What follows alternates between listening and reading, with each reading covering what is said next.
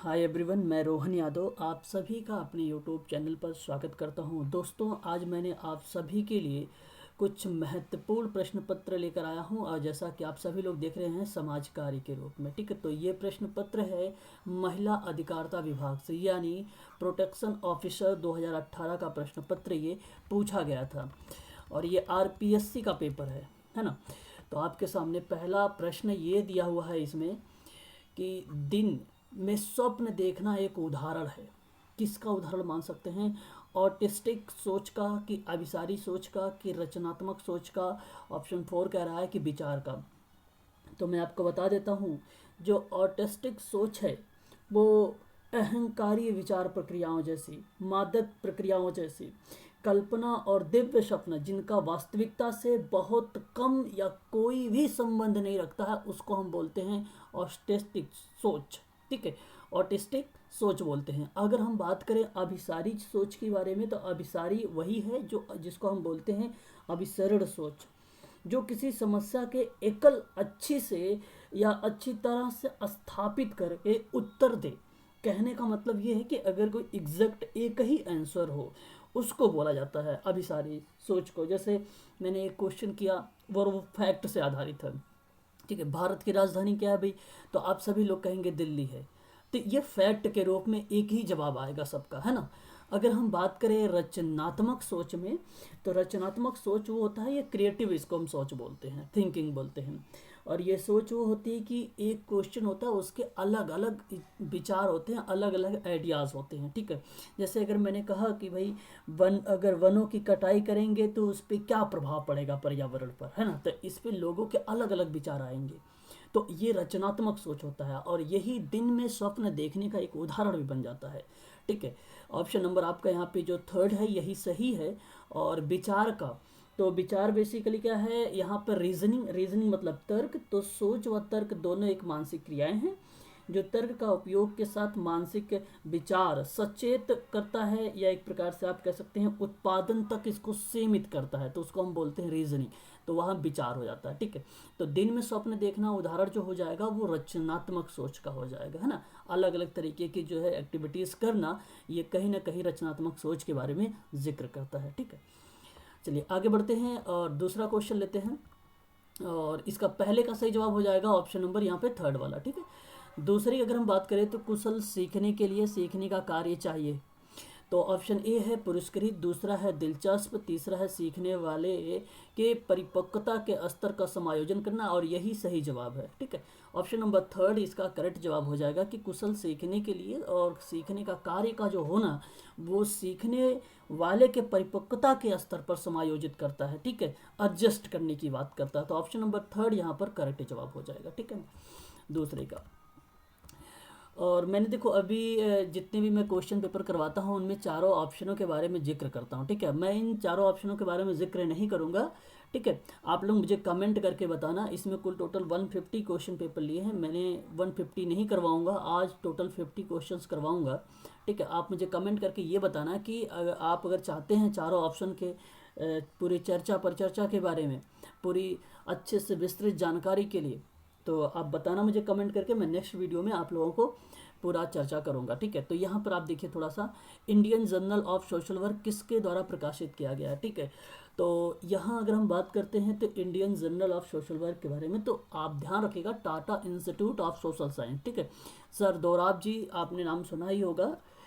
टाटा भोय इनका एक नाम है, संस्थापक थे इन्होंने। जो Tata institute of social science की स्थापना की थी मुंबई में 1936 में। याद रखिएगा, इम्पोर्टेंट है ये। उस समय जो निदेशक थे डॉक्टर मंसर्ड थे। आज वर्तमान में जो निदेशक हैं उसके डॉक्टर शालिनी भारत उनका नाम है। ठीक है, तो याद रखिएगा ये भी। तो यहाँ पर अगर हम बात करें तो इसका सही जवाब है Indian journal of social work, प्रकाशित हुआ है Tata institute of social science से। ठीक है, मुंबई में है जो कि। आगे अगर हम बात करते हैं तो स्कूल समाज कार्य के विधियों का अभ्यास करने की एक सेटिंग होता है वो माध्यमिक होता है, ठीक है। तो इसका करेक्ट जवाब हो जाएगा ऑप्शन नंबर बी, सेकंड, माध्यमिक यानी सेकेंडरी आपका करेक्ट जवाब होगा यहाँ पे, कि स्कूल समाज कार्य की विधियों के अभ्यास करने की एक माध्यमिक सेटिंग होती है, ठीक है। या हम कह सकते हैं एक प्रकार से सेकेंडरी या सहायक प्रणाली के रूप में भी बोल सकते हैं ऐसी कंडीशन को, ठीक है, माध्यमिक को।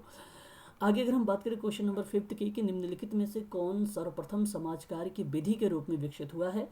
तो मतलब आप सबको पता होगा वाल्टर एंड्रियास फ्रिडलैंडर ने 1957 में समाज कार्य को दो प्रणालियों के रूप में डिवाइड किया था। तो उन दो प्रणालियों के अंतर्गत तीन तीन बातें कही गई थी, प्रत्यक्ष रूप से बोला गया था एक में और एक में अप्रत्यक्ष रूप से बोला गया था।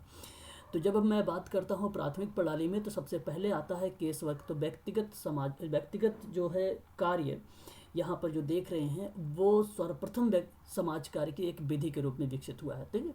ऑप्शन नंबर आपका यहाँ पर ए, बी फॉर बॉम्बे वाला करेक्ट जवाब हो जाएगा, ठीक है, क्वेश्चन नंबर 5 का। आगे हम बात करते हैं, तो यहाँ पर देखिए क्वेश्चन जो है 6 है और पूछा है कि कौन सा मिलान है। तो आपका मिलान की बैच करना है। तो यहाँ पर देखिए मैं अगर आपसे बात करूँ मिलान में, तो बीटी कृष्णाचार्य का ये ऑप्शन गलत हो जाएगा, ये समाजकार अनुसंधान से नहीं आते हैं, ठीक है। तो यहाँ आपका गलत हो जाएगा, ये समाज कल्याण प्रशासन से आते हैं। और अगर हम पीएल ब्रायने के बारे में बात करें, तो ये भी समाज कल्याण प्रशासन में ही जो कार्यक्रम नियोजन या परियोजना के रूप में आते हैं, ना कि महिला कल्याण के रूप में आते हैं, तो ये भी गलत हो जाएगा। और रविंद्रनाथ टैगोर के बारे में मैंने आप लोगों को भली भांति तरीके से बताया भी है, निकेतन के लेकर, है ना। तो इसलिए आपका ये जो है भारत में सामुदायिक विकास के लेकर ये बात नहीं होगा, ठीक है। तो इनका करेक्ट ये गलत जवाब हो जाएगा। यहाँ पर अगर हम एसकेडी के बारे में बात करें, तो एसकेडी चाइल्ड वेलफेयर के रूप में आते हैं। ऑप्शन नंबर यहाँ पर जो 6 का होगा वो 4 वाला सही जवाब माना जाएगा, ठीक है। एक और प्रश्न लीजिए, यहाँ पर देखिए from charity to social work पुस्तक किसने लिखा है। तो मैरी रिचमंड ने लिखा है।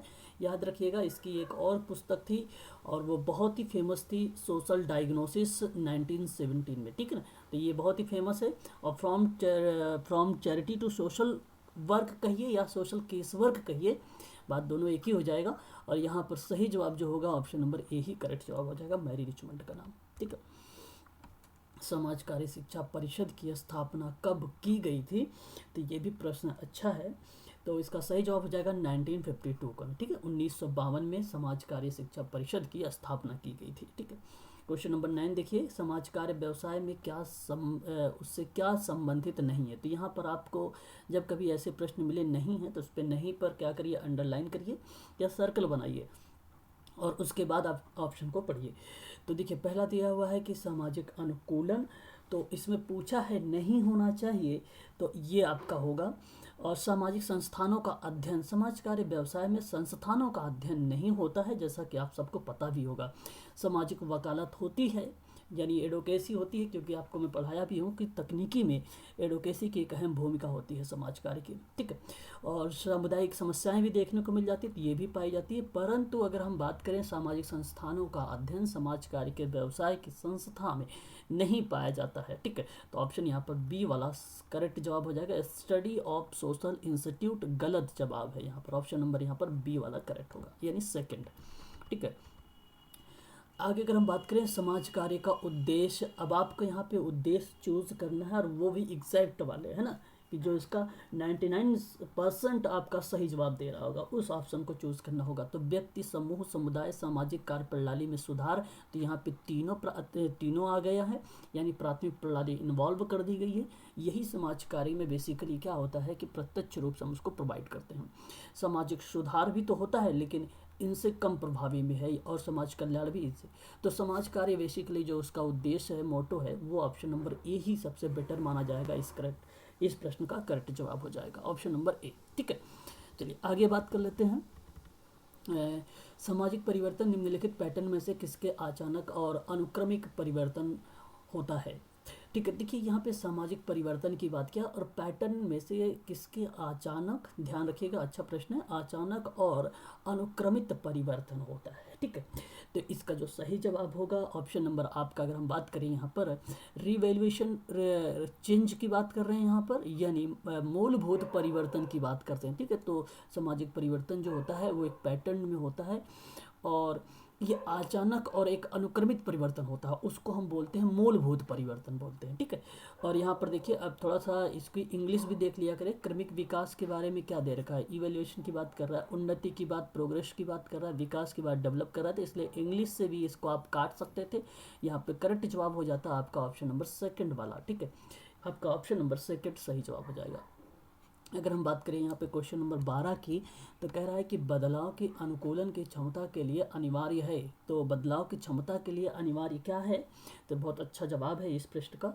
तो ये ग्रामीण क्षेत्रों में प्रवास को लेकर है, ठीक है। तो ऑप्शन नंबर ए ही यहाँ पे सही जवाब हो जाएगा। और कुछ विद्वानों के द्वारा कुछ समुदाय के बारे में बताया भी गया है, किसके अनुसार समुदाय सबसे छोटा क्षेत्रीय समूह है जो सामाजिक जीवन के सभी पहलुओं के संलग्न कर देता है। और मैंने कम्युनिटी के बारे में भी आप लोगों को हाल ही में पढ़ाया भी है, इसके लिए वीडियोस भी मैंने अपलोड कर रखा है। आप लोग चैनल पर जाइए, विजिट करिए, वहाँ पर प्लेलिस्ट में जाकर आप देख सकते हैं, ठीक है। तो इस प्रश्न का जो सही जवाब होगा किंग्सले डेविस करेक्ट जवाब हो जाएगा। इन महोदय ने आपको पता होगा कि द्वितीयक प्रणाली के रूप में दिया था। और ऑप्शन ए की अगर सी.एच. कोले की बात करूँ तो आत्मदर्पण का सिद्धांत भी आ जाता है, और प्राथमिक समूह के बारे में आता है, सोशल ऑर्गेनाइजेशन, इनकी एक किताब थी, पुस्तक थी, इसके बारे में आप लोगों को अच्छे तरीके से पता भी होगा। चलिए मैं सारे ऑप्शन के बारे में चर्चा नहीं करूंगा, ठीक है। आप लोग मुझे कमेंट करके बताना, फिर मैं नेक्स्ट वाली जो क्लास होगी उसमें सारे ऑप्शन के बारे में भी बताऊंगा आप लोगों से, ठीक है। सहसंबंध श्रृंखला का गुणांक कहाँ से कहाँ तक रहता है, ठीक है। कार्ल पियर्सन ने 1900 में सहसंबंध के बारे में बहुत अच्छे से चर्चा किया था। और ध्यान रखिएगा, जब कभी आप लोगों से श्रेणी सहसंबंध के बारे में बात की है तो स्पीयरमैन का नाम लगाना आप सभी लोग, ठीक है। और यहाँ पे करेक्ट जवाब क्या होना चाहिए, तो मैं आपको बता दूं -1 और +1 के बारे में चर्चा किया गया है उस गुणांक में। ऑप्शन नंबर सेकंड वाला करेक्ट जवाब हो जाएगा, ठीक है।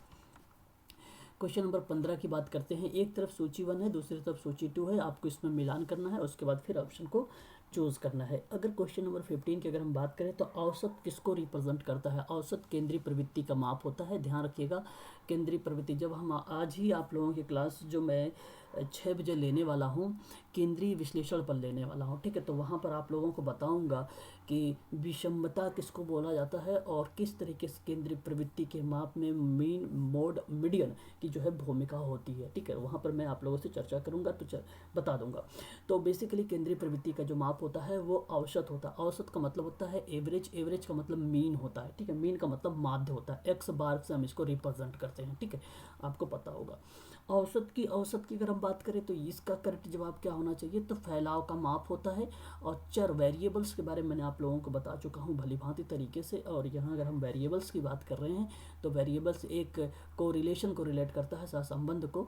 और गुण की अगर हम बात करें तो काई स्क्वायर की, ठीक है। तो इसके बारे में आज हम लोग चर्चा करेंगे। नॉन पैरामीट्रिकल जो है बेसिकली एक मेजरमेंट आप कह सकते हो, या इवेल्युएशन टाइप का बोल सकते हो, ठीक है, मापन है ये, ठीक है, काई स्क्वायर। तो इसके बारे में हम लोग चर्चा करेंगे अभी, ठीक है। तो ऑप्शन नंबर यहाँ पर मैच कर लीजिए आप लोग। एक का अगर 4 से किसी से मैच हो रहा है तो ऑप्शन नंबर 1 में है भी, 2 में भी है, और दूसरे का अगर हम 2 से मैच करते हैं तो यहाँ पर 2 या तो पहला होगा या तो दूसरा। तीसरे का अगर हम मैच करते हैं 1 से तो यहाँ पर ऑप्शन नंबर ए आ जाएगा आपका, ठीक है। तो ऑप्शन ए करेक्ट जवाब हो जाएगा यहाँ पर। आगे अगर हम बात करें तो यहाँ पर देखिए, निम्नलिखित में से कौन सा प्रयोगात्मक डिज़ाइन का सिद्धांत है, ठीक है। सिद्धांत सॉरी नहीं है, यहाँ पर पूछा है नहीं है प्रयोगात्मक डिज़ाइन का, तो अच्छा प्रश्न है। इस प्रश्न का सही जवाब क्या होना चाहिए, सिद्धांत नहीं है, डिज़ाइन, प्रयोगात्मक डिज़ाइन में। ध्यान रखिएगा, प्रयोगात्मक डिज़ाइन में तो प्रतिस्कृति भी हो जाएगा, रैंडम भी हो जाएगा, स्थानीय नियंत्रण भी हो जाएगा, सार्वभौमिकता का सिद्धांत नहीं रिप्रेजेंट करता है, ठीक है। ये प्रयोगात्मक डिज़ाइन में, हाँ जानते हैं आप सभी लोगों के रिसर्च में अगर हम बात करें सार्वभौमिकता सत्य की बात करता है, परंतु यहाँ पर आप बात ये कहिए कि प्रिंसिपल ऑफ एक्सपेरिमेंटल डिज़ाइन की बात कर रहा है, ठीक है। तो यही नहीं है सार्वभौमिकता का सिद्धांत, ऑप्शन नंबर सेकंड वाला, ठीक है। रैंडम की अगर हम बात करें यहाँ पर तो ये एक प्रकार का ऐसे जो मैं सैम्पलिंग की बात कर रहा हूँ जिसमें एक प्रोबेबिलिटी, एक नॉन प्रोबेबिलिटी की बात होती है, जिसमें प्रोबेबिलिटी होता है उसमें रैंडम का हम प्रयोग करते हैं, ठीक है। तो यादृच्छिकी का जो करण है, यादृच्छिकीकरण का प्रयोग किस विषय के लिए किया जाता है, तो प्रयोग में विषय अंतर को खत्म या समाप्त करने के लिए किया जाता है, ये है पहला ऑप्शन। और दूसरा कह रहा है कि सांख्यिकी के लिए अन्य गणितीय के जो है गणितीय सिद्धांतों, देखो ये तो बिल्कुल नहीं होगा कि जो रैंडम का हम सांख्यिकी और अन्य गणितीय सिद्धांतों को लागू करते हैं, ये नहीं होता, बिल्कुल भी नहीं होता। ये निगमन एक प्रणाली है, उसके अंतर्गत देखने को मिल जाता है। यहाँ से ये प्रश्न आपका जो बी वाला है गलत हो जाएगा। और थर्ड वाले की अगर हम बात करें तो अध्ययन के तहत समूहों के बीच समानता बढ़ाने की बात करता है, बात ठीक है, यही बातचीत चलती है। ये देखो भेदभाव रहित होता है, ठीक है, ध्यान रखिएगा, भेदभाव रहित होता है। तो ऑप्शन में आपका एक भी हो जाएगा और ऑप्शन में आपका थर्ड भी हो जाएगा। यहाँ पे 4 वाला आपका करेक्ट जवाब हो जाएगा, ठीक है, फोर्थ आपका सही है। विचरण की बात करते हैं, जिसको हम कैथोरिस का मतलब बताना है हमें, क्या अर्थ निकलता है, ठीक है। कैथेरिसिस का मतलब विचरण, और विचरण का अगर एक शाब्दिक अर्थ की अगर हम बात करें तो क्या मीनिंग बनता है, तो यहाँ पर अगर मीनिंग बनता है तो स्वान तन की बनता है, ठीक है। ऑप्शन नंबर ए पर करेक्ट जवाब हो जाएगा, ठीक है। अगर हम बात करें यहाँ पे क्वेश्चन नंबर 19 की, यानी 19 के, सामुदायिक चेस्ट मैंने आप लोगों को पढ़ाया है अभी, जब कम्युनिटी पढ़ा रहा था उसके इतिहास के बारे में बताया था। अगर आपको पता होगा तो आप बता देंगे। तो जरा मुझे बताइए इस प्रश्न का सही जवाब क्या होना चाहिए। तो समुदाय के नेतृत्व का विकास, 9 विभिन्न एजेंसी की राशि की वितरण करना, यही है कम्युनिटी जो होता है। आपने कहा था फीचर ऑफ कम्युनिटी चेस्ट, ठीक है। तो जो फीचर ऑफ कम्युनिटी चेस्ट की जो विशेषता है वो बताती है विभिन्न एजेंसियों की राशि का वितरण। धार्मिक सद्भावना का विकसित करना नहीं होगा, और विभिन्न जातियों के बीच में भेदभाव को समाप्त करना, ये नहीं। एग्जैक्ट विशेषता इसकी यही होती है कि विभिन्न एजेंसियों की राशि का क्या करना, वितरित कर देना, ठीक है। ऑप्शन नंबर आपका सेकंड करेक्ट हो जाएगा। क्वेश्चन नंबर 20 की अगर हम बात करते हैं, सामुदायिक संगठन की प्रक्रिया। अब यहाँ पे प्रक्रिया पूछा है, एक क्रमिक संगठन के रूप में आपको क्या करना है, सुव्यवस्थित तरीके से बैठाना है। सबसे पहले कौन कौन सी क्रियाविधि आप करना शुरुआत करेंगे। तो अगर हम बात करें तो सबसे पहले आप करेंगे अन्वेषण। अन्वेषण का मतलब होता है एक्सप्लोरेटरी, यहाँ पर फेज, मैंने आपको पढ़ाया भी है, बताया भी है, जब रिसर्च करा रहा था उसमें भी बताया था, और कम्युनिटी ऑर्गेनाइजेशन में भी बताया था आप लोगों को। सबसे पहले आप किसी चीज़ का खोज करेंगे, अन्वेषण करेंगे, ठीक है। तो या तो आपका 1 होगा या तो आपका 2 होगा। दूसरे नंबर पर अगर मैं आपसे बात करूँ तो संगठन चरण होता है, ठीक है। और तीसरे नंबर पे अगर मैं आपसे बात करूं तो कार्यवाही चरण होता है। नंबर 4 पे विचार विमर्श का चरण आता है, ठीक है। सबसे लास्ट में ही विचार विमर्श होते हैं, ठीक है। तो ऑप्शन नंबर यहाँ पर जो 1 दिख रहा है आपको, और यही आपका 1 नहीं होगा क्योंकि लास्ट में डी आया हुआ है। 1 मिनट, अच्छा यहाँ पर मैं दोबारा से रिपीट कर देता हूँ, आप लोग थोड़ा सा ध्यान दीजिए। पहले नंबर पे जो आ जाएगा आपका, वो आ जाएगा अन्वेषण शोध आ जाएगा। नंबर 2 पर जो आएगा वो आपका संगठन आ जाएगा। नंबर 3 पर जो आएगा विचार विमर्श आ जाएगा। विचार विमर्श जब हो जाएगी तब एक संगठन बन जाएगा, तो ये नंबर 4 आ जाएगा। तो option number B for Bombay वाला करेक्ट जवाब है, ए वाला गलत है आपका, ठीक है, बी वाला सही आ जाएगा।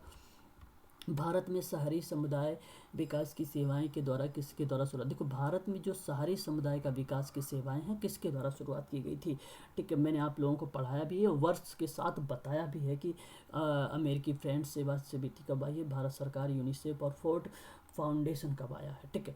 तो यहाँ पर अगर हम बात करें आप लोगों से, इसका सही जवाब क्या होना चाहिए, फोर्ड फाउंडेशन होना चाहिए, ठीक है। तो इसका करेक्ट जवाब जो हो जाएगा ऑप्शन नंबर 4 ही हो जाएगा। लेकिन ध्यान रखिएगा ये स्वतंत्रता प्राप्ति से पूर्व की स्वयंसेवी कुछ संगठनें हैं, ठीक है। जैसे अगर मैं बात करूं अमेरिकी की फ्रेंड इन नीड सोसाइटी की, वही है अमेरिका का, ये 1858 है, आप नोट कर लीजिए। ये भी एग्जाम में कई बार पूछा जाता है, पूछ लिया जा सकता है आप लोगों से दोबारा। और अगर फोर्ड फाउंडेशन की बात करें आप लोगों से, तो ये भी आप लोग इसको भी ध्यान रखना है। अच्छा, इसके संबंध में एक बात और याद रखना आप लोग कि प्रार्थना समाज कब आया था, ठीक है, 1864 में। सत्य शोधक समाज कब आया था, 1873 में। आर्य समाज कब आया था, 1875 में। National counselling for human in India की बात अगर करें तो 1875 वो भी हो जाएगा। द इंडियन नेशनल कॉन्फ्रेंस की बात करें तो 1887 हो जाएगा, ठीक है। तो ये सभी के सभी जो मैंने इंस्टीट्यूट्स के नाम बता रहे हैं आप लोगों को, ये सभी के सभी इंपॉर्टेंट है एग्जाम के पॉइंट ऑफ व्यू से, ठीक है भाई। चलिए अगला क्वेश्चन लेते हैं। क्वेश्चन नंबर आपके सामने 22 है।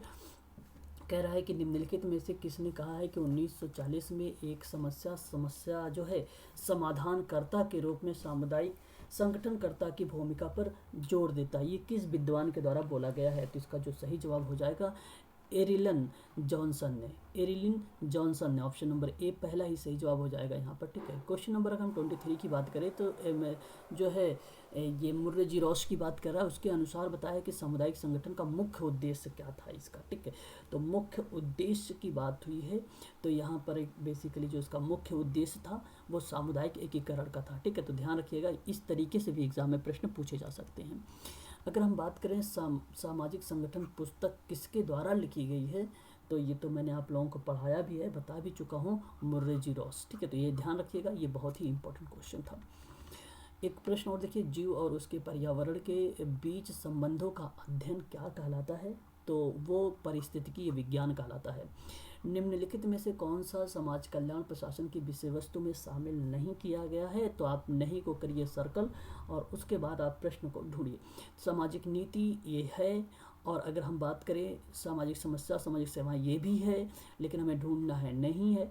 तो सामाजिक परिवर्तन नहीं होता है समाज कल्याण प्रशासन की विषय वस्तु में, इसे शामिल नहीं किया गया था। ऑप्शन नंबर 3 वाला करेक्ट जवाब हो जाएगा यहाँ पे, सोशल चेंज, ठीक है। आगबन की है, 1922 में किताब लिखा था इन्होंने। अगर आगे हम बात करें तो महिलाओं के सशक्तिकरण के लिए राष्ट्रीय नीति कब अपनाई गई है, बहुत अच्छा प्रश्न है, आपको पता होना चाहिए। 2001 में, फैक्ट से भी प्रश्न पूछे जाते हैं। बाल अधिकारों को कौन से वर्ष में अपनाया गया, बाल अधिकार को कौन से वर्ष में अपनाया गया था, ठीक है। अच्छा प्रश्न है।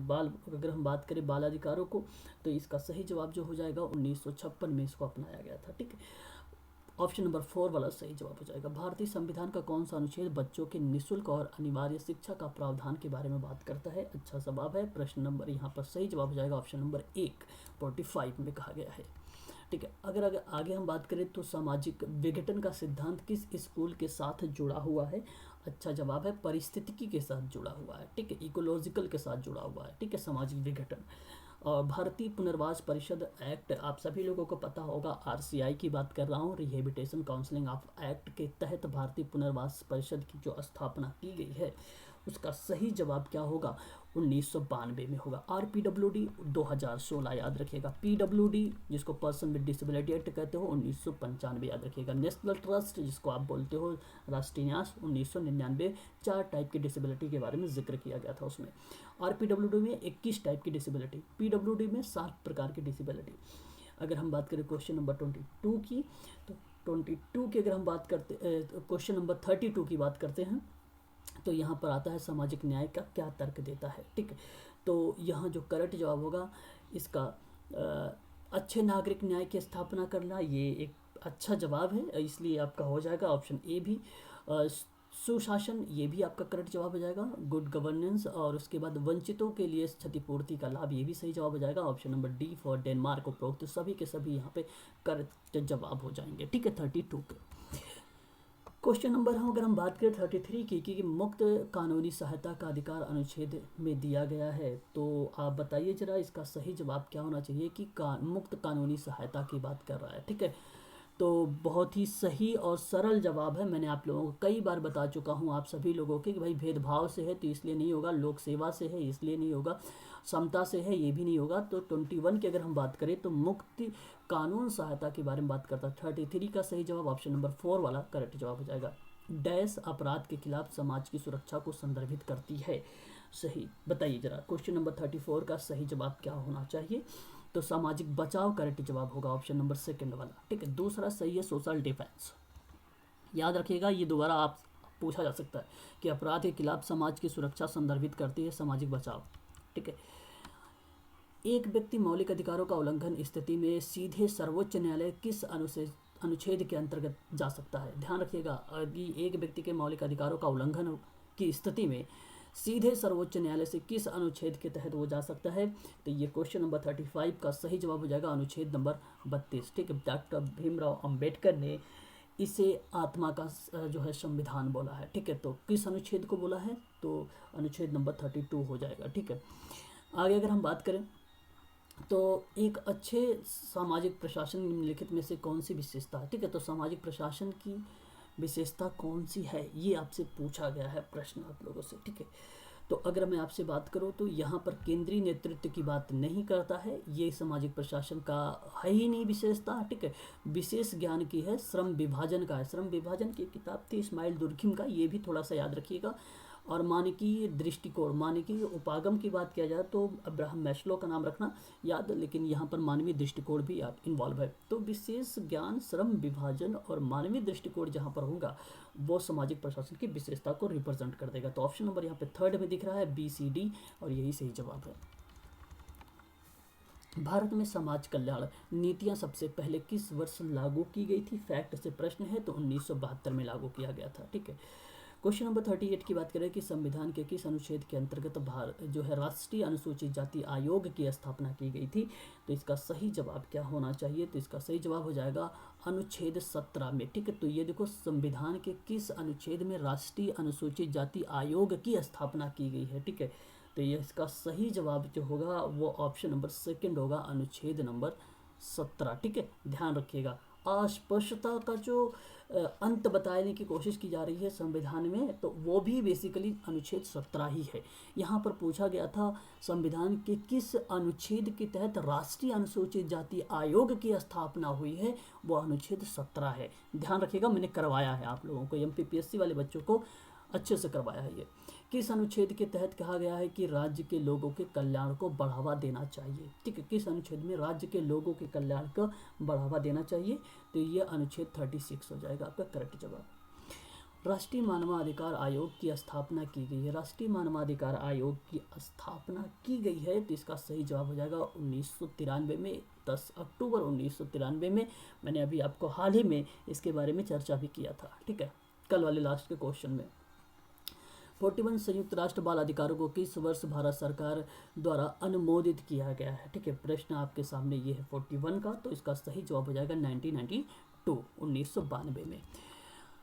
औद्योगिक संबंधों का सिद्धांत क्या है? औद्योगिक संबंधों का जो सिद्धांत है ये आपका बनेगा कौन सा? करेक्ट जवाब होगा तो एक आचार संहिता भी होगी, अनुशासन संहिता भी होगा, कल्याण भी होगा। Option number D for Denmark correct जवाब हो जाएगा। ठीक है, आप लोग एक बार इन प्रश्नों को अपने मन में जवाब दिया करें, उसके बाद यहाँ पर टिक लगाया करें कि ये वाला ऑप्शन होगा। ठीक है, ऐसे एग्जाम में आप सोचिए कि मैं बैठा हूँ, ठीक है, और मैं ये क्वेश्चन को सॉल्व कर रहा हूँ, ऐसे सोच के करिए कि इसका करेक्ट जवाब क्या देना चाहिए मुझे। लेकिन अगर आप दे रहे हैं, अगर आपका गलत हो रहा है ज़्यादा से ज़्यादा प्रश्न, तो आपको और तैयारी करने की ज़रूरत है। ठीक है, चलिए आगे बढ़ते हैं और नेक्स्ट क्वेश्चन लेते हैं। सामाजिक न्याय और मानव कल्याण का मुख्य उद्देश्य क्या होगा?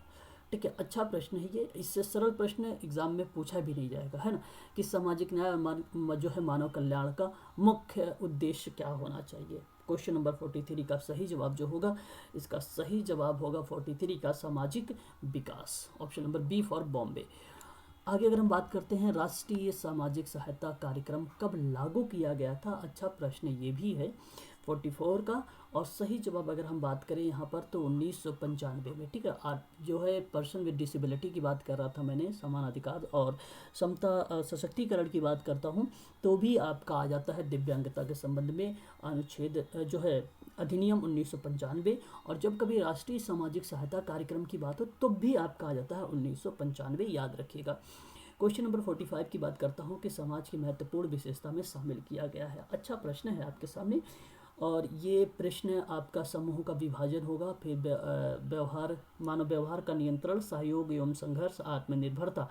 यह प्रश्न आपको गलत आ गया है। ये एग्ज़ाम में कभी कभी प्रश्न में जो है यहाँ पर अगर हम बात करें समाज की महत्वपूर्ण विशेषताओं के बारे में, तो समूह का विभाजन, मानव व्यवहार का नियंत्रण, ये आपका हो जाएगा। सहयोग एवं संघर्ष भी होता है, आत्मनिर्भरता भी होता है। अब इनमें से पूछना चाहिए था उसे कि समाज की महत्वपूर्ण विशेषता कौन सी नहीं है, तो विभाजन नहीं होता है। समाज का विभाजन थोड़ी विशेषता है, किसी का विभाजन कर दो, ये समाज थोड़ी ना कहता, ये होता करेक्ट जवाब। इसलिए इसका जो है ये क्वेश्चन जो है गलत आ गया है। इन बच्चों का जो है कॉमन नंबर मिला, मैंने इसका आंसर की जो है आप लोगों का इस क्वेश्चन के बाद मैंने रखा, उसमें देख लेना स्टार लगा रहा होगा, तो वो आप समझ जाना कि कॉमन नंबर सभी बच्चों को दिया गया है, प्रश्न वो गलत आ गया है। और आप लोगों को अगर PDF चाहिए समाज कार्य के संबंध में, तो टेलीग्राम का चैनल को ज्वाइन करिए, मैं वहाँ पर आप लोगों को बराबर सेंड करता रहता हूँ PDF वगैरह। ठीक है, तो डिस्क्रिप्शन में लिंक है, ठीक है, टेलीग्राम का, वहाँ पर जाकर आप उसको ज्वाइन कर सकते हैं। ठीक है, वहाँ मिल जाएगा प्रश्न सारे। आगे अगर हम बात करते हैं तो एक कह रहा है कि क्वेश्चन नंबर 46 के बारे में, सामाजिक स्तरीकरण क्या सम्मिलित नहीं है, यह इसका आपको जवाब देना है। तो यहाँ देखिए समाज में अस्थाई, जो समाज का स्थायी समूह विभाजन है ये सम्मिलित है सामाजिक स्तरीकरण में। आप जानते हैं भाई कि निम्न स्तर पर और उच्च स्तर पर बात भी किया था मुर्रे जी ने, है ना, एक क्षैतिज विभाजन के रूप में बात किया था, है ना, तो वो तो करेक्ट जवाब है। समाज को अस्थायी, ये गलत हो गया, देखो यहाँ पर पूछा था नहीं होगा, तो ऑप्शन नंबर यहाँ पर अगर हम बात करें 46 का तो बी वाला ही करेक्ट है। क्षैतिज विभाजन मैंने अभी बोला भी है आपको कि क्षैतिज विभाजन है ना, मैंने परिभाषा के रूप में बोल दिया था, तो ये तो करेक्ट है। प्राथमिक और निम्न सामाजिक इकाइयों का विभाजन भी है, ये भी। प्राथमिक का मतलब हो जाएगा एक प्रकार से उच्च रख लीजिए, और निम्न का मतलब रख लीजिए आप, निम्न तो ऑलरेडी दिया ही हुआ है ना, तो एक परिभाषा से पूरी क्वेश्चन बना दिया गया है ना, पॉइंट दे देकर। तो इसका सही जवाब हो जाएगा ऑप्शन नंबर सेकंड वाला, सामाजिक संस्था है। अच्छा प्रश्न है, सामाजिक संस्था क्या है? सामाजिक संस्था की अगर हम बात करें तो क्या अस्थायी प्रक्रिया में मानव व्यवहार को नियंत्रित करती है? नो। जहाँ पर सामाजिक समारोह आयोजित किए जाते हैं? नहीं। तो जो सामाजिक संस्था होता है वो संगठन जहाँ सामाजिक पदों का औपचारिक रूप से परिभाषित किया जाता है। ऑप्शन नंबर यहाँ पे जो फोर्थ वाला है 47 का, यही सही जवाब है। 47 का थर्ड वाला, फोर्थ नहीं थर्ड वाला आपका करेक्ट जवाब हो जाएगा, ठीक है, ध्यान रखिएगा। फोर्थ वाला में एक संगठन और सामाजिक सेवा का प्रशासन करता है, लेकिन नो, गलत ही है। क्वेश्चन नंबर आप देखिए 48, इसको आपको सम्मिलित करना है। 48 को अगर मैं आपको सम्मिलित करके बताऊं तो डावरी जो प्रोविजन एक्ट है ये कब आया है, तो आपको ध्यान रखना होगा 48 में आपको 1961 में, ठीक है। अब आप देखिए ए का दूसरे से जहाँ मैच कर रहा होगा वही करेक्ट होगा, या तो दूसरा होगा या तो आपका फोर्थ होगा। एंटी डोमेस्टिक वायलेंस एक्ट की अगर हम बात करें तो ये भी करेक्ट जवाब होगा, इसका 2005 होगा। अब जहाँ पर बी का एक से मैच कर रहा होगा वो करेक्ट होगा, बी तक दोनों में मैच चल रहा है। और फिर उसके बाद द इक्वल रेगुलेशन जो है रिमुलेशंस एक्ट की बात हो रही है, तो इस सी की अगर मैं बात करूं आप लोगों से, इससे 1976 का यही करेक्ट जवाब हो जाएगा। अब देखिए सी का थर्ड कहाँ पे मैच कर रहा है, सी का सॉरी सी का फोर्थ मैच करवाया ना, थर्ड नहीं, सी का फोर्थ मैच करवाया है, तो सी का जो फोर्थ होगा ये आपका हो जाएगा बी वाला, और यहाँ पर फोर्थ वाला ऑप्शन में गलत हो जाएगा, ठीक है। फिर उसके बाद अगर हम बात करते हैं तो यहाँ पे द इमोरल ट्रैफिक प्रोविजंस या एक्ट की बात करते हैं तो ये 1956 का है, आपको पता भी होगा, मैंने पढ़ाया भी है आप लोगों को, कई बार ऐसे प्रश्न को लगवाया हो, ठीक है। ये चीज़ें भी आप लोग ध्यान रखिएगा। इसका 48 का सही जवाब जो हो जाएगा ऑप्शन नंबर सेकंड वाला करेक्ट जवाब होगा। 49 की बात करते हैं, डेविड गिल के अकॉर्डिंग सामाजिक न्याय लोगों को उनकी किस ज़रूरतों को पूरा करने में मदद करता है, ठीक है। डेविड गिल के अकॉर्डिंग की बात कर रहा हूँ, नए नए नाम सुन रहे हैं आप सभी लोग, तो इसका सही जवाब हो जाएगा आंतरिक ज़रूरतें की बात करते हैं। डेविड गिल जो हैं सामाजिक न्याय लोगों की उनकी जो आंतरिक ज़रूरतें होती हैं उन ज़रूरतों को मदद करने में या पूरा करने में इसको पूरी की पूरी सहायता करती है, ठीक है। तो ये डेविड गिल के अकॉर्डिंग ये एक परिभाषा कही गई थी सामाजिक न्याय के तहत, तो ऑप्शन नंबर 1 सही जवाब हो जाएगा यहाँ पर। नेक्स्ट बात करते हैं कि व्यक्तिगत कार्य में निदान शब्द का अर्थ क्या होता है। जैसा कि आप सबको पता है सोशल डायग्नोसिस के बारे में अगर बात करते हैं तो मैरी रिचमंड की बात आती है। निदान को 3 भागों में डिवाइड करने वाले किसी व्यक्ति का नाम आता है तो वो एच पार्लियामेंट का नाम आता है, जिन्होंने 4 Ps को दिया था, समस्या समाधान का उपागम दिया था 1957 में। 1957 में बिस्टिक के द्वारा जो है सिद्धांत भी दिए गए थे व्यक्तिगत समाज कार्य के, कुल टोटल 7 सिद्धांत थे, ठीक है। तो इसका सही जवाब हो जाएगा। अगर हम 50 की बात करते हैं कि निदान शब्द का मतलब क्या बनता है, तो निदान शब्द का मतलब बनता है मनोसामाजिक चीज़ों का अध्ययन करना, ठीक है, और मैंने आप लोगों को पढ़ा चुका हूँ, ठीक है। तो ये आपका हो जाएगा। और यहाँ पर अगर हम बात करें क्वेश्चन नंबर 51 की, तो कौन सा सामाजिक व्यक्तिगत सेवा कार्य का उद्देश्य नहीं है, उद्देश्य नहीं है, तो यहाँ पर देखो ईगो को मजबूत करना, ईगो को मजबूत करना चाहिए, ये नहीं है। चलो सामाजिक कामकाज की समस्या की रोकथाम, सामाजिक कामकाज में समस्या का रोकथाम, सामाजिक कामकाज में समस्याओं की रोकथाम, ये उद्देश्य सामाजिक व्यक्ति सेवा कार्य का हो सकता है।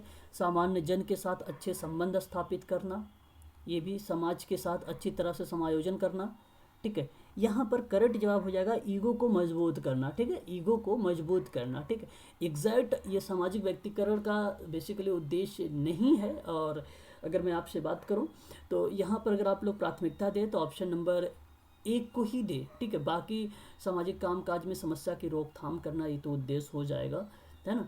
और जब सामाजिक कामकाज का थोड़ा सा यहाँ पे रिप्रेजेंट उन शब्दों को कर रहा है जहाँ पे व्यक्तिगत कार्य ना होकर ये किसी भी, ना केस वर्क के बारे में डिफाइन कर रहा है, ना ग्रुप वर्क को डिफाइन कर रहा है, ना ही ये कम्युनिटी वर्क को डिफाइन कर रहा है। ये तो समाज कामकाज की बात कर दिया। और फिर अगर हम बात करूँ सामान्य जन के बारे में, तो फिर भी यहाँ पर ये डिफाइन नहीं कर रहा है केस वर्क का ये उद्देश्य है। और फिर समाज के साथ, तो ये प्रश्न बेसिकली क्या है, गलत है। ठीक है, प्रश्न तो अगर इस हिसाब से अगर सोचा जाए तो ये सभी के सभी माने जाएंगे, लेकिन आपका एक वाला नहीं माना जाएगा। लेकिन ये इसका जो उद्देश्य मोटो था ये समाज कार्य का दे रहा है, व्यक्तिगत समाज कार्य का उद्देश्य अलग होता है ना। तो इसलिए अगर आप यहाँ पर प्राथमिकता दें तो ऑप्शन ए को ही दे। लेकिन ये प्रश्न गलत आया हुआ है क्योंकि ये व्यक्तिगत समाज कार्य का उद्देश्य इसमें मेंशन नहीं है, ये समाज कार्य का दिया हुआ है। ठीक है, प्रश्न जैसा हो उसी हिसाब से चले तो बेटर रहता है कि नहीं। लेकिन आप लोग यहाँ पर लगा लीजिए ऑप्शन नंबर एक को ही। ठीक है, क्योंकि ये समाज कार्य का उद्देश्य है। प्रश्न गलत दे दिया, उसको लिखना चाहिए था समाज कार्य का उद्देश्य। क्वेश्चन नंबर अगर हम 52 की बात करें तो निम्नलिखित में से किस विश्वविद्यालय में सर्वप्रथम सामूहिक कार्य का कोर्स की शुरुआत हुई है। तो विश्वविद्यालय में सबसे पहले समूह कार्य के बारे में बात किया है, तो मैं आपको बता दूं वेस्टर्न रिजर्व। ठीक है, वेस्टर्न रिजर्व में सबसे पहले सामूहिक कार्य को कोर्सेज जो है स्टार्ट कर दिए गए थे। ऑप्शन नंबर 3 यहाँ पर करेक्ट जवाब हो जाएगा। व्यवहार परक संशोधन, आपको पता होना चाहिए कि बीएफ स्किनर का नाम बहुत ही फेमस पर्सन है ये। और बीएफ स्किनर के बारे में अगर आपको पता होगा तो आप इजीली लगा भी लेंगे, क्योंकि वो जो उसका अधिगम का सिद्धांत था वो व्यवहार को बदलने को लेकर था, है ना, बीएफ स्किनर का। अब देखिए जरा यहाँ पे अंतर्दृष्टि का सिद्धांत तो गलत हो जाएगा, अंतर्दृष्टि का कोहलर। व्यवहार को, प्रेरणा को नियंत्रण में अंदर बदलाना, ये भी गलत हो जाएगा। पुनर्बलन अनुपस्थिति की, बिल्कुल उपस्थित होने की बात करता है, अनुपस्थित की बात नहीं करता है। व्यवहार को बदलने, ऑप्शन नंबर 4 53 का यहाँ पर करेक्ट जवाब जो हो जाएगा option number 4 is the correct जवाब हो जाएगा। 53 का सही जवाब। मैच करो और फटाफट बताओ मुझे। 40 की अगर मैं बात करूँ यहाँ पर अनुच्छेद नंबर अगर 40 आप लोगों को पता होना चाहिए भली भांति तरीके से, आप सब जानते भी हैं कि ग्राम पंचायत का गठन है। और अगर हम बात करते हैं अनुच्छेद 41 की, अनुच्छेद 41 की बात करते हैं तो कामकाज करने का अधिकार। 44 एक समान, यानी 44 था तो समान मैंने ट्रिक में बताया था। और 48 की अगर हम बात करें तो कृषि एवं इसका, तो सबका एक एक मतलब सामने सामने ही मैच कर दिया गया। तो एक का ए, बी का 2, 3 का सी। तो यहाँ पर देख लीजिए आप लोग ऑप्शन नंबर ए में दिया हुआ है, तो 54 का सही जवाब ऑप्शन नंबर ए हो जाएगा। यहाँ पर मैच करिए जरा, कुछ वर्ष के रूप में आता है। मैंने आप लोगों को कई बार ऐसे प्रश्न को बोला भी है और लिखवाया भी है, आप लोगों को नोट भी करवाया है। बहुत इंपॉर्टेंट, अगर जो प्रश्न इसको गलत कर देगा समझ लो उसकी तैयारी अच्छी नहीं हुई है। ठीक है, इस प्रश्न को बहुत केयरफुली और बहुत ध्यान से करना है। और यहाँ पर अगर हम बात करें तो इसका जो सही जवाब हो जाएगा अंतर्राष्ट्रीय विकलांग वर्ष कब इसको घोषित किया गया है, ये आपको बताना है। तो मैं आपको बता देता हूँ, ध्यान रखिएगा 1981 का है। अंतर्राष्ट्रीय वृद्धि की अगर मैं बात करूँ तो 2007 का है। अंतर्राष्ट्रीय परिवार वर्ष की बात करूँ 1994 का है। अंतर्राष्ट्रीय महिला वर्ष की बात करूँ तो 1975 का है। ठीक है, तो इसको स्टार लगाइएगा, इंपॉर्टेंट करिएगा, स्क्रीनशॉट लीजिएगा इसका, और सही जवाब हो जाएगा ऑप्शन नंबर ए। ठीक है, बहुत इंपॉर्टेंट प्रश्न है, ये दोबारा पूछा जाएगा, हर एक एग्जाम में पूछा जाने वाला प्रश्न है समाज कार्य में। मेंटल हेल्थ का लेकर ये भी इंपॉर्टेंट प्रश्न है, आप ध्यान रखिएगा इसे भी। मेंटल हेल्थ की जो एक्ट की अगर मैं बात कर रहा हूँ आप लोगों से, तो ये आपका हो जाएगा 1987 का। रिहेबिलिटेशन काउंसिलिंग ऑफ इंडिया, अभी भी एक प्रश्न दोबारा भी आया था आरसीआई के बारे में, भारतीय पुनर्वास परिषद के बारे में मैंने बताया भी एक 1992 में, और पीडब्ल्यूडी 1995 में, आरपीडब्ल्यूडी 2016 में। ठीक, ये चीज़ें बताई भी है। पर्सन विथ डिसेबिलिटी एक्ट, देखो person with disability act, PWD act, ये देखो यहाँ पे आ गया है ना। और फिर देखो दी नेशनल ट्रस्ट के बारे में अभी मैंने बताया भी था कि राष्ट्रीय न्यास 1999 में, जिसमें 4 टाइप की डिसेबिलिटी, इसमें अगर हम बात करें तो 7 टाइप की है, और इसमें अगर हम बात करें तो 4 टाइप की है। मेंटल हेल्थ तो पता ही होगा, रिहेबिलिटेशन काउंसिलिंग ऑफ इंडिया जो है बेसिकली प्रोग्राम वगैरह चलाता है ना। तो इसका जो करेक्ट जवाब होगा ऑप्शन नंबर बता दीजिए मुझे, कौन सा करेक्ट जवाब होगा 56 का। तो ऑप्शन 1 वाला यहाँ पे सही दिख रहा है मुझे। ठीक है भाई, ऑप्शन 1 सही है। व्यक्ति दिव्यांग तब कहलाता है जब उसकी दिव्यांगता या विकलांगता चिकित्सा अधिकारी द्वारा डैश का प्रमाण नहीं होता। देखो भाई बहुत अच्छा प्रश्न है। ठीक है, एक होता है आप ध्यान रखिएगा, अगर 80% उसके अंदर डिसेबिलिटी है तो उसको गंभीर दिव्यांगता बोला जाएगा। लेकिन यहाँ पे गंभीर नहीं पूछा है, इसमें सिर्फ दिव्यांगता चिकित्सक द्वारा कितने % पे उसको प्रमाणित की जाती है। ठीक है, कि प्रमाणित नहीं की जाती है। प्रश्न ये पूछा है, प्रमाणित नहीं की जाती है ना। तो मैं आपको बताता हूँ, ध्यान रखिएगा, यहाँ पर दिया है कि जब उसकी दिव्यांगता चिकित्सा अधिकारी द्वारा 40% से प्रमाणित नहीं की जाती है। तो कहने का मतलब ये रहा है कि 40% अगर उसके अंतर्गत डिसेबिलिटी होगी तो उसे हम प्रमाणित करेंगे। बात को समझिएगा, ठीक है। प्रश्न को वही दिया हुआ है, ठीक है, सिर्फ मीनिंग को समझना है। ऑप्शन नंबर यहाँ पर बी वाला करेक्ट जवाब हो जाएगा, ठीक है। अच्छे से करिए इस प्रश्न को, ठीक है। एक प्रश्न और लेते हैं, और यहाँ पर देखिए, अगर हम बात करते हैं तो sexual harassment of humans at work place act 2013 है। मैंने कई बार इस प्रश्न को लिया भी है, और इसके दिशा निर्देशों के अंतर्गत स्वीकृति प्रदान की गई है ना। तो जरा मुझे बताइए इसका करेक्ट जवाब होना क्या चाहिए। इसका करेक्ट जवाब होना चाहिए विशाखा निर्देशन का, ठीक है। Option number B for Bombay. Important करिएगा इस प्रश्न को, ठीक है। सभी लोग, ये प्रश्न पूछा जा सकता है। देखो, मेडिकल सोशल वर्क का हो या एमपीपीएससी समाज कार्य का हो या आपका यूजीसी समाज कार्य का हो, ये सभी के सभी सोशल वर्क का प्रश्न पत्र है भाई। तो इसलिए आप सभी लोग इसको ध्यान से करिए, ठीक है। ऐसे प्रश्न ही पूछे जाएंगे। समाज कार्य में जो प्रश्न बनने की संभावना होती है, जिस प्रश्न में वास्तविकता होती है वही प्रश्न पूछे जाते हैं। जिस प्रश्न में कोई वास्तविकता नहीं होती उस प्रश्न को नहीं पूछा जाता है, ठीक है। याद रखिएगा आप सभी लोग। अगर हम बात करें क्वेश्चन नंबर 59 की, कि लोक स्वास्थ्य से संबंध में मामलों की किस सूची में निर्देशित किए जाते हैं, तो ये प्रश्न भी अच्छा है। और अगर मैं बात करूं आपसे तो राज्य सूची, तो आप लोगों को मैं पढ़ाया भी हूं कि संघ सूची, समवर्ती सूची, राज्य सूची क्या चीज़ें हैं। तो यहाँ पे लोक स्वास्थ्य से संबंधित जो है वो राज्य सूची के अंतर्गत आएगा, ठीक है। बच्चे लगा देते हैं कि भाई समवर्ती सूची में आएगा ये लोक स्वास्थ्य को लेकर, है, लेकिन गलत कर देते हैं यहाँ पर, है ना। इसका सही जवाब हो जाएगा option number B for Bombay. ये एक लास्ट प्रश्न है कि सामाजिक परिस्थिति में व्यक्तिगत व्यवहार और विचारों के स्वरूप और कारणों को समझने के वैचारिक क्षेत्रों को क्या कहेंगे।